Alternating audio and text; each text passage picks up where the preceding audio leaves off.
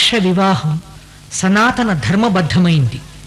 దృష్టి దోష పరిహారార్థం భాషికాలు ధరించి నిష్ఠానియం. ఆర్ష వివాహం సనాతన ధర్మబద్ధమైంది.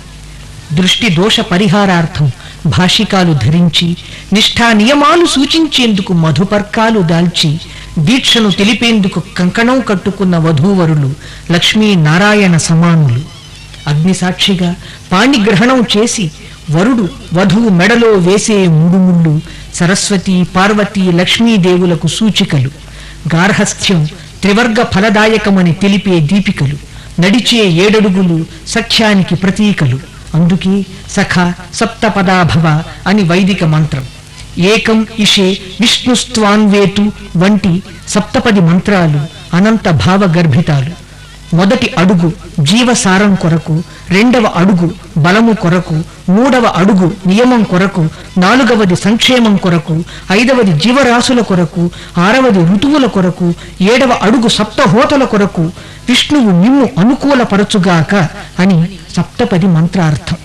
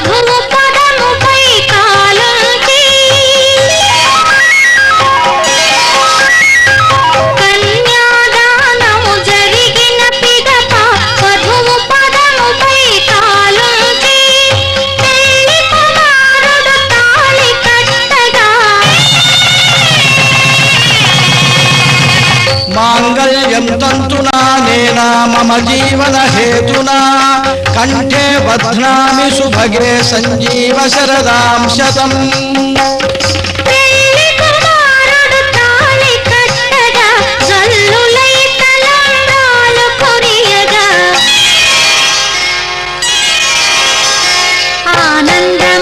ఆనందమానందమాయను మా అబ్బాయి పెళ్లి కొడుకాయను।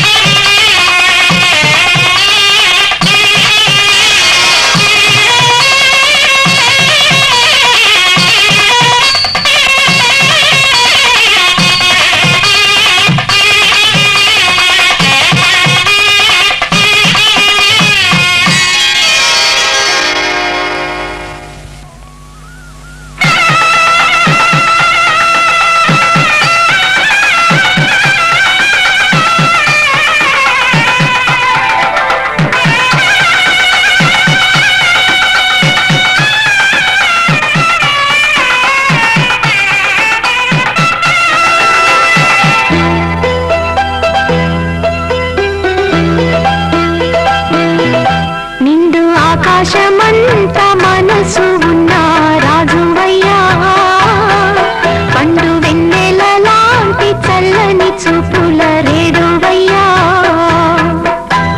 ముచ్చటగా ఒక తాళి కట్టి నింగికి నేలకు నిచ్చెన వేసిన దేవుడు నీవే చినరాయుడు నీవే ఆకాశమంత మనసు ఉన్న రాజువయ్యా పండు వెన్నెల లాంటి చల్లని చూపుల రేడువయ్యా కళ్యాణ వైభోగమే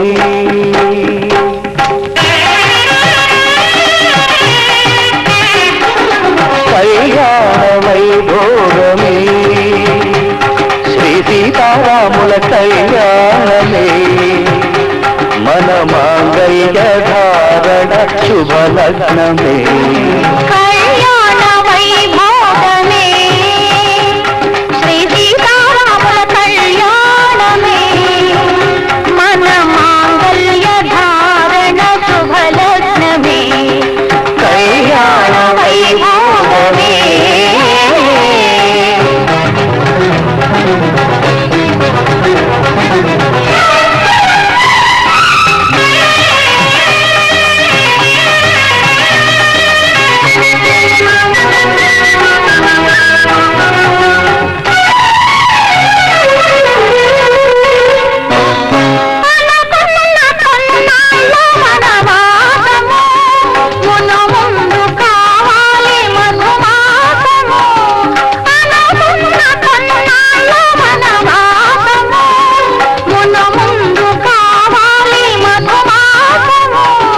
మన ప్రేమ కుదిలేని ఆకాశము మన ప్రేమ కుదిలేని ఆకాశము ప్రతిరోజు పూర్ణిమా శ్రావణము కళ్యాణ వైభోగమే